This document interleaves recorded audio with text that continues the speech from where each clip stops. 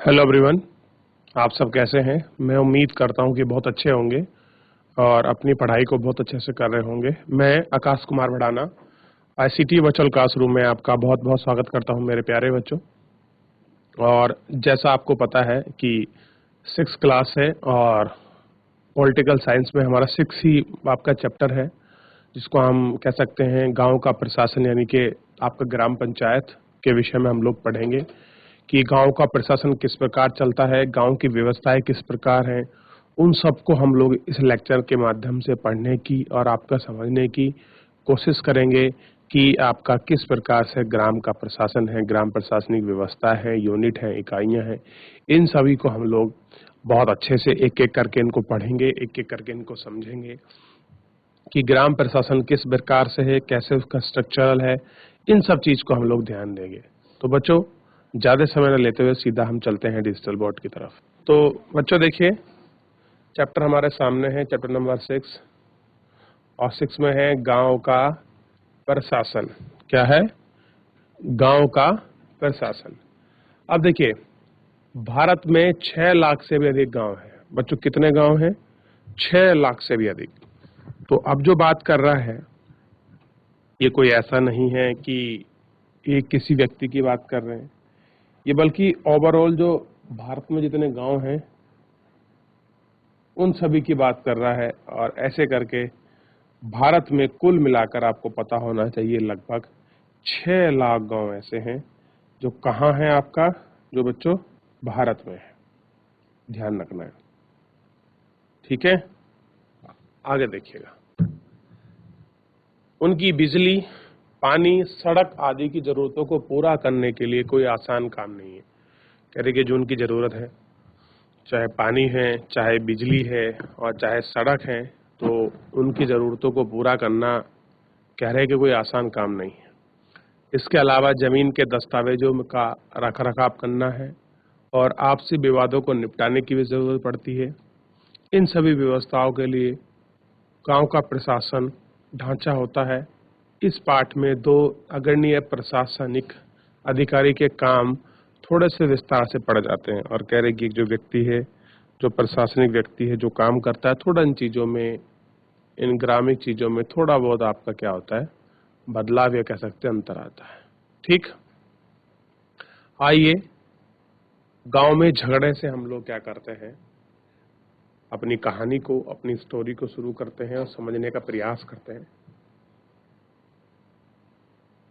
कि आपका किस प्रकार से ये व्यवस्था है और कैसे गांव की स्थिति है। देखिए, मोहन एक किसान है, उसके परिवार के पास थोड़ी सी खेती हार जमीन है जिस पर वह कई सालों से खेती कर रहा है। उसके खेत में लगा हुआ ही रघु का खेत है। दोनों के खेत एक छोटी सी मेड़ से अलग होते हैं। कह रहे कि दोनों की, आपका रघु का लगा खेत है, दोनों की छोटी सी मेड़ से अलग होते हैं। एक सुबह मोहन ने देखा कि रघु ने मेड़ का थोड़ा आगे बढ़ गया था। ऐसा करके उसने मोहन की जमीन अपने खेत में मिला ली और अपने खेत का आकार बढ़ा लिया। मोहन को बहुत गुस्सा आया, मगर वह थोड़ा सा डरा हुआ भी था। रघु के परिवार के पास बहुत जमीन थी और इसके अलावा उसके ताऊ गांव के सरपंच थे। फिर भी मोहन ने हिम्मत जुटाई और रघु के घर पहुंच गया। दोनों के बीच कहासुनी हुई। रघु तो मानने से इनकार कर दिया कि उसने मेड़ को आगे बढ़ाया है। थोड़ा ही देर में झगड़ा शुरू हो गया और कह रहे कि थोड़ी देर बाद ही क्या हुआ कि जो आपका झगड़ा है वो आपका शुरू हो गया। अब जब थोड़ी देर बाद आपका झगड़ा शुरू हो गया तो अब क्या होगा, ध्यान रखना। रघु ने अपने एक मजदूर को बुला लिया। दोनों मिलकर मोहन पर चिल्ला रहे थे। फिर उनने मोहन को मारना शुरू किया। हू हल्ला सुनकर पड़ोसी बाहर आए। उन्होंने देखा कि मोहन की पिटाई हो रही है। बीच बिचाव करके मोहन को बचाया। मोहन के सिर पर, हाथ पर, मुंह चोट लगी थी। एक पड़ोसी ने उसकी मरहम पट्टी कर दी। मोहन के एक दोस्त ने, जो गांव के डाकघर में काम करता है, उसने सुझाव दिया कि उन्हें स्थानीय पुलिस थाने जाकर रपट लिखवानी चाहिए। रपट का मतलब होता है एफआईआर करानी चाहिए। ठीक। जबकि कुछ लोग इसके खिलाफ थे, उनको लगता है कि बहुत सारा पैसा बर्बाद हो जाएगा और नतीजा क्या है आपका, कुछ नहीं निकलेगा। कुछ लोगों ने कहा कि रघु के परिवार वाले तो बहुत ही पहले थाने पहुंच गए थे। काफी विचार विमर्श के बाद यह तय हुआ कि जिन पड़ोसियों की आंख के सामने घटना हुई थी, मोहन को लेकर पुलिस थाने जाए। कह रहे जिन पड़ोसियों के साथ ये ऐसी घटना हुई थी वो क्या करे, उनको लेकर आपका थाने जाए। ठीक। पुलिस थाने का क्षेत्र। थाने के रास्ते में एक पड़ोसी ने पूछा, क्यों ना हम थोड़ा और पैसा खर्च करके शहर के बड़े थाने चलें।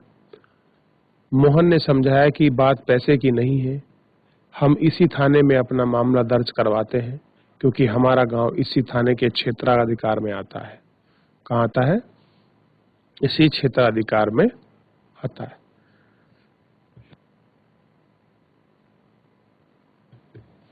अब देखिए, हर पुलिस थाने का एक कार्य क्षेत्र होता है जो उसके नियंत्रण में रहता है, और कह रहे हैं कि जो क्या होता है, जो उसके नियंत्रण में रहता है, ये पता होना चाहिए। ठीक है, कि जितना भी कोई भी आपका थाना वाना होता है, कोई भी कुछ होता है, ये सब क्या होते हैं, ये इनके उसके नियंत्रण में आते हैं। तो वो नियंत्रण को हमको देखना चाहिए आपका, कि ये इसके अंतर्गत क्या है। ठीक है, उसको हम लोगों को देख लेना चाहिए थोड़ा सा। ठीक, और उस पर हम लोगों को विचार करना चाहिए, क्या हिसाब किताब है, कैसे है। देखिए, जो उसके नियंत्रण में रहता हो, लोग उस क्षेत्र में हुई चोरी, दुर्घटना, मारपीट, यानी कि जो इस सारी चीजें हैं वो उनको आपका, चाहे चोरी हुई है चाहे आपके मारपीट हुई है, इसके विषय में क्या करा सकते हैं, जो अपनी कंप्लेन है या उसमें जाकर अपने रपट को क्या करा सकते हैं, लिखा सकते हैं। यह है वहां के थानेदार की जिम्मेदारी है कि वह उसे लोगों की घटना के बारे में पूछताछ करे, उसकी पड़ताल करे, उसकी जांच करे। ये सब किसकी जिम्मेदारी है? उस थाने की जिम्मेदारी है जो उसमें है वहाँ। ठीक है, तो ये उसको ध्यान देना है, क्योंकि ये उसकी क्या है, आपकी रिस्पॉन्सिबिलिटी है, ये उसको ध्यान देना चाहिए। ठीक है ना। तो इस प्रकार की बात है ये, और ऐसे इसको अगर ये ध्यान देगा तो ये सारी चीजें इसमें आराम से हो जाएंगी। ठीक, तो उनको ध्यान देना। आइए आगे पढ़ते हैं और आगे इसको देखने की कोशिश करते हैं और इनमें जानने का प्रयास करेंगे। ठीक है ना, कि क्या है और किस प्रकार से है। ठीक, चलिए अब यहाँ देखिए, पुलिस थाने वाले में होने वाला काम, कि पुलिस थाने में कौन सा काम होता है, उस काम को देखिए। जब सब लोग थाने में पहुंचते हैं तो मोहन थानेदार के पास गया और उसने पूरा मामला बताया। उसने यह भी बताया कि वह अपनी शिकायत लिखवाने के लिखित रूप में देना चाहता है। थानेदार ने बड़ी बेरुखी से कहा कि उसके पास छोटी छोटी शिकायत की जांच करने का समय नहीं है। मोहन ने अपने घाव भी दिखाए, लेकिन थानेदार पर कोई असर नहीं हुआ। मोहन हैरान था और उसकी शिकायत आखिर दर्ज क्यों नहीं की जा रही थी। मोहन बाहर गया और अपने पड़ोसियों को बुलाकर अंदर ले गया। पड़ोसियों ने थानेदार को समझाया कि मोहन की आंख के सामने पीटा गया है, अगर उसे वे ना बचा पाए तो बहुत गंभीर चोट आती। उन्हें मामला दर्ज करने पर जोर दिया। अंततः थानेदार राजी हो गया और उसने मोहन की शिकायत लिख कर देने को कहा। तो मोहन क्या हो गया, आपका बाहर गया, अपने अपने पड़ोसियों को बुलाकर अंदर ले आया। पड़ोसियों ने थानेदार को समझाया कि मोहन और उसकी आंख के सामने उसकी पिटाई हुई है, अगर वे उसे ना बचाते तो उसके बहुत गंभीर चोट आती। उन्होंने मामले दर्ज करने पर जोर दिया। अंततः यानी कि आखिरकार थानेदार राजी हो गया और मोहन की शिकायत क्या कर लिया, आपका दर्ज कर ली, यानी कि लिखने को कहा। कि आप क्या कर लो भाई, कि आप मोहन की रिपोर्ट को दर्ज कर लो। और उसने थानेदार ने वादा किया कि अगले दिन एक हवलदार उस घटना पर पहुंचकर उसकी जांच पड़ताल करेगा, यानी कि जो उसकी कार्रवाई होनी है जिस प्रकार की भी, तो एक हवलदार को वहां वो भेज देगा थानेदार और उसकी जांच पड़ताल करेंगे। राजस्व विभाग का काम, कि जो राजस्व विभाग है उसका क्या काम होता है। अब देखिए, आपने देखा होगा गांव में आपके पटवारी आते हैं, जिन्हें हम आपका लेखपाल भी बोलते हैं, कोई कानूनगो भी कहते हैं।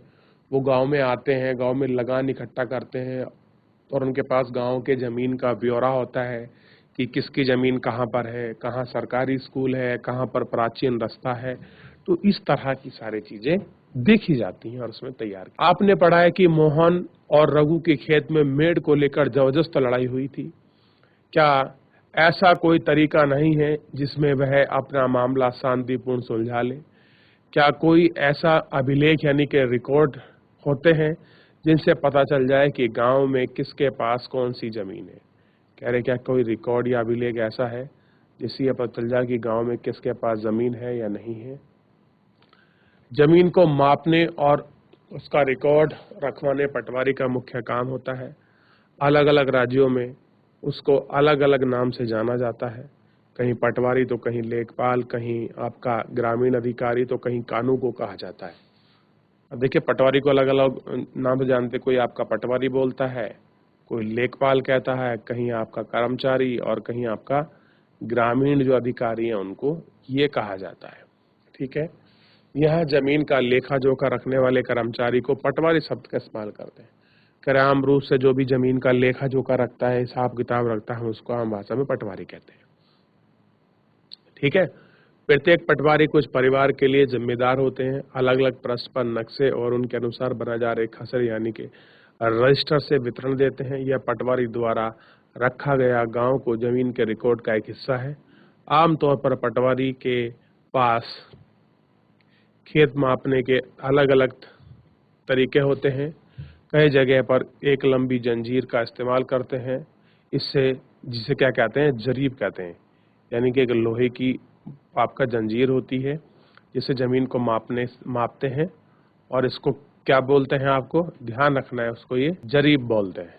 ठीक, कहानी में पटवारी और मोहन के खेत को नापकर यह देख सकता है कि गांव में नक्शे से मेल खाती है कि नहीं।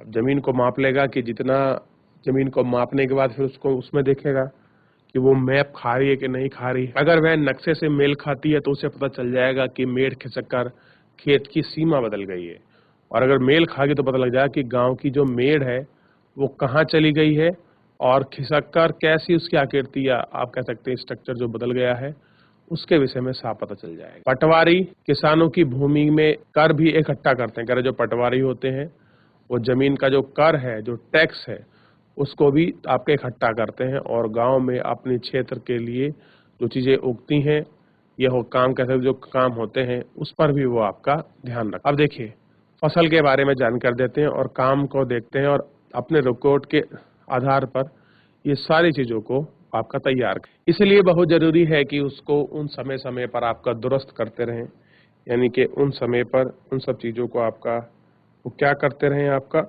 दुरुस्त करते रहें। ठीक है, दुरुस्त करने का सिंपल सा ये मतलब है कि वो देखते रहें। किसान कई बार फसल बदल देता है और कुछ और उगाने लगता है तो कहीं और कुआं खोद लेता है। इन सब का हिसाब रखना सरकार के राजस्व विभाग का काम होता है। इस विभाग के वरिष्ठ लोग काम का निरीक्षण करते हैं। भारत में सभी राज्य जिलों में बटे हैं। जमीन से जुड़े मामलों की व्यवस्था इन जिलों और छोटे खंडों में बांट दिया जाता है। जिलों के उपखंड होते हैं जिन्हें कई नाम से जानते हैं, कोई आपका तहसील, कोई तालुका इत्यादि कहते हैं। सबसे ऊपर जिला अधिकारी होता है और उसके नीचे तहसीलदार। उन्हें विभिन्न मामलों को निपटाता होता है। वे पटवारी के काम करने का निरीक्षण करते हैं और यह सुनिश्चित करते हैं कि रिकॉर्ड सही ढंग से रखे जाएं और राजस्व तरह से एक सही आपके विभिन्न तरह से इकट्ठा होंगे। वे यह भी देखते हैं कि किसानों को अपने रिकॉर्ड की नकल आसानी से मिल जाए। ये विद्यार्थी को जरूरत पड़ने पर जाति प्रमाण पत्र जारी करते हैं और तहसीलदार के दफ्तर में जमीन से जुड़े विवाद के मामले भी सुने जाते हैं।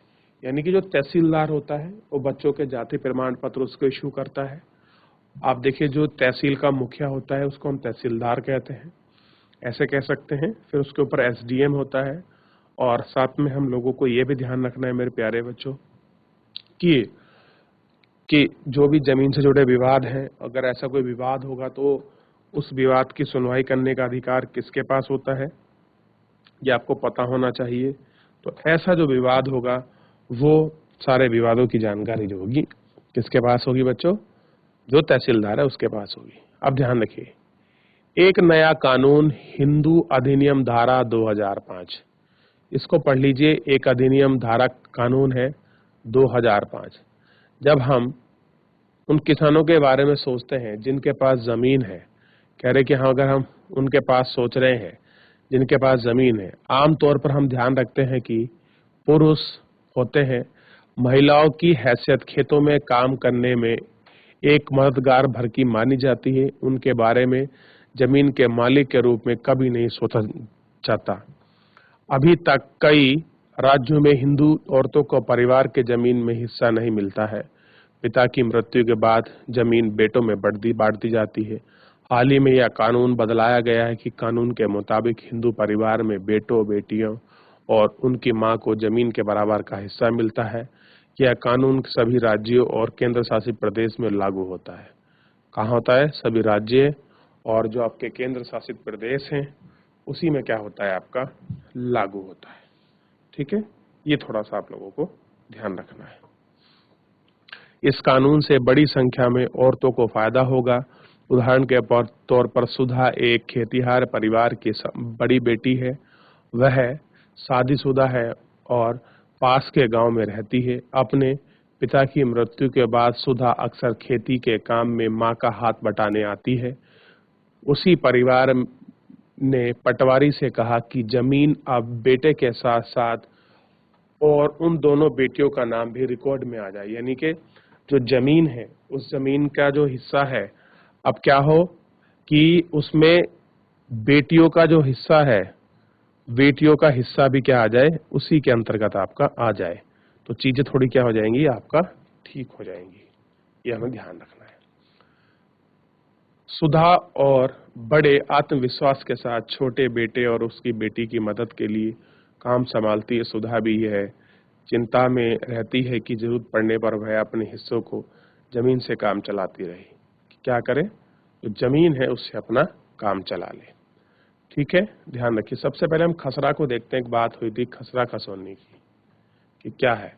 देखिए खसरा नंबर 5 हमारे सामने दिया गया है। इसको ध्यान रखिए थोड़ा सा कि खसरा नंबर 5 है क्या। ऐसा होता है खसरा नंबर क्षेत्र हेक्टेयर में, यानी कि नंबर होगा कितनी जमीन है, जमीन मालिक का नाम, पिता का नाम या पति का नाम और उसका पता लिखा होगा। यह बटाई पर है तो दूसरे किसान का नाम और बटाई का हिस्सा होगा। इस साल जोती गई जमीन क्या फसल थी, कितने क्षेत्र में थी और अन्य फसल क्या थी। परती की जमीन, परती मतलब उपजाऊ जमीन, और आपकी सुविधाएं क्या क्या सुविधा दी हुई। जैसे इसमें लिखा है कि 0.75 मोहन बदलत राजा, यानी बल्दियत का मतलब है उनके पिता का नाम राजा राम, गांव अमरपुरा, जमीन का मालिक है और कोई बटाईदार इसमें लिख दिया नहीं है।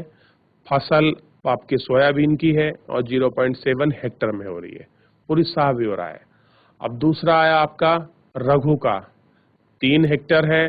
रघु राम बलदत है, आपका रतनलाल, गांव है अमरपुरा, कोई इसमें पार्टनर नहीं है, मतलब कोई बटाई पर नहीं है।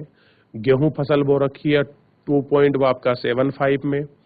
ठीक है, अन्य फसल है 1.75 और अन्य सुविधा इसमें जो है आपकी परती यानी जो खाली पड़ी जमीन है वो 2.5 है और एक कुआं है लगा हुआ जो चालू रूप से चल रहा है। तो इस प्रकार की चीजों की जानकारी खसरा में मिलती है। ठीक है, ये रिकॉर्ड होता है खसरा, ऐसे समझिए जमीन का। अब हिस्सा देखिए, गांव है अमरपुरा और आपके पटवारी का रिकॉर्ड है। ठीक, अब देखिए पहले नंबर का जो है ये है मोहन का, दूसरे नंबर का है रघु का। तो पहले नंबर का तो ये रहा खेत, ये देखिए नक्शा देखिए जमीन का, मैं आपको पूरा बता देता हूँ, ये नक्शा देखिए, और ये रहा आपका 2 का। तो ऐसे ही जमीन मापी जाएगी कि इसकी चौड़ाई कितनी है, इसकी लंबाई कितनी है, तो इस तरह से आपको ध्यान रखना है। देखिए 1 नंबर, 2 नंबर, मोहन के खेत के दक्षिण में जो जमीन है वह किसकी है? कह रहे मोहन के खेत में जो जमीन है वो दक्षिण में किसकी है? तो भाई दक्षिण में देखो तो ये हो गया पूर्व का हिस्सा, ये पश्चिम का, ये हो गया उत्तर का, और ये नीचे हो जाएगा आपका दक्षिण का।